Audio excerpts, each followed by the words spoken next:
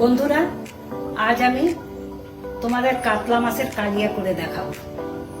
এই কাতলা মাছের কালিয়া করার জন্য আমি মাছগুলোকে আমি নুন হলুদ মাখিয়ে আধা ঘন্টা না, এই 20 মিনিটের মতন মাখিয়ে রেখেছি। এবার আমি মাছগুলোকে ভাজবো। আর এবারে কড়াতে তেল দিচ্ছি। তেলটা হয়ে গেছে, এবার আমি মাছটা ভেজে নেব।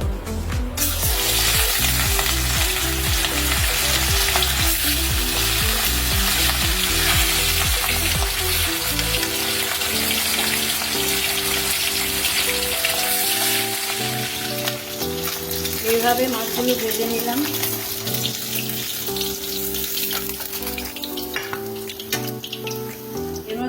ওই তেলের মধ্যে আমি এই 3টে তেজপাতা, 2টো শুকনো লঙ্কা আর 2টো দারচিনি আর এই লবঙ্গ একটু আর 3-4টে ফাটিয়ে এলাইচি দিলাম আর একটু জিরে। এখানে একটা বড় সাইজের পেঁয়াজ একটা কেটে এর মধ্যে দিয়ে দিলাম।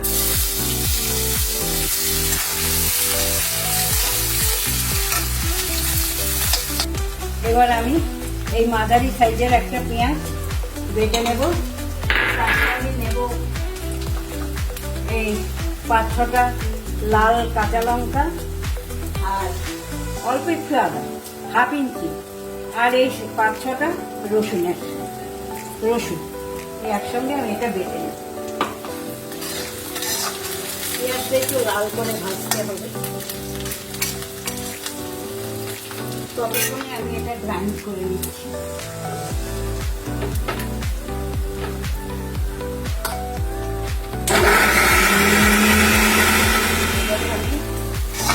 এই গ্রাইন্ড করে এটা দিয়ে দিচ্ছি।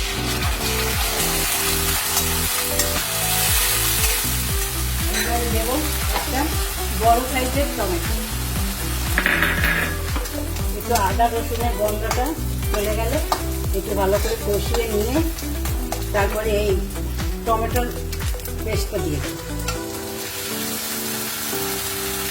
এটা কষানো হয়ে গেছে। এবারে আমি একে একে হলুদ গুঁড়ো, লঙ্কা আমি বেটে দিয়েছি, যে যেরকম খাবে।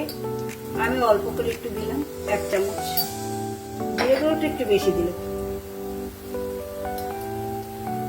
1.5 চামচের দিয়ে এবার একটু আমি এতে জল দিয়ে দেবো,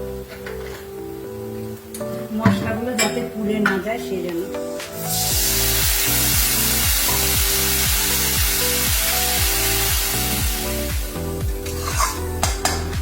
মশলাটা থেকে এখন তেল ছেড়ে দিয়েছে।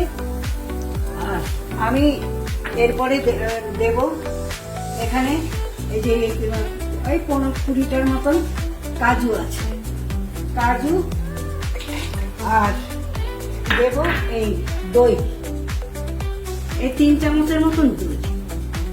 কিন্তু একদম ফ্রিজ থেকে বার করেই যেন দইটা দেবে না, কেননা গরমের মধ্যে দইটা পড়লে কেটে যেতে পারে।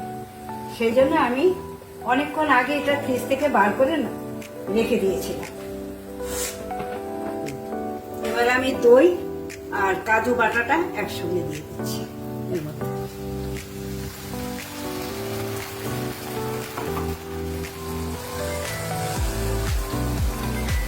এর মধ্যে একটু নুন দিয়ে দিলাম। এই দেখো মশলা থেকে কিরকম তেলটা বেরিয়ে গেছে। এবার মশলাটা হয়ে গেছে। এবার আমি জল দিয়ে দেবো এর মধ্যে। এটা গরম জল, তোমরা যখন করবে গরম জলই দেবে। গরম জল দিলে টেস্টটা ভালো হয়। আর যে যেরকম ঝোল খাবে সে সেরকম ঝোলটা রাখবে। এবার আমি মাছটা ছেড়ে দেব।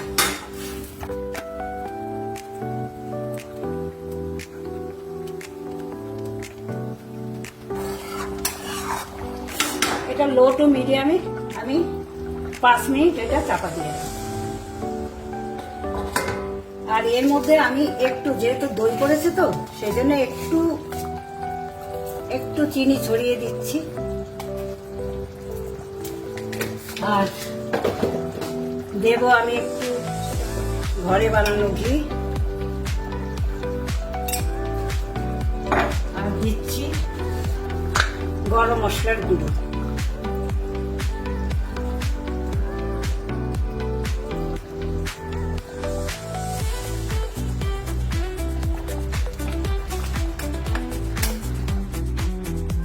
হয়ে গেছে কাতলা কালিয়া। আমি এভাবে বানালাম, তোমরা এভাবে বানিয়ে খেয়ে দেখো। কয়েকজন আমাকে রিকোয়েস্ট করেছিল যে কি মাছের রেসিপি দেখানোর জন্য। তোমরাও বানিয়ে খেয়ে বলো, কমেন্টে জানিও কেমন হয়েছে। আর আমি বানালাম আমার মতন করে, সহজ পদ্ধতিতে।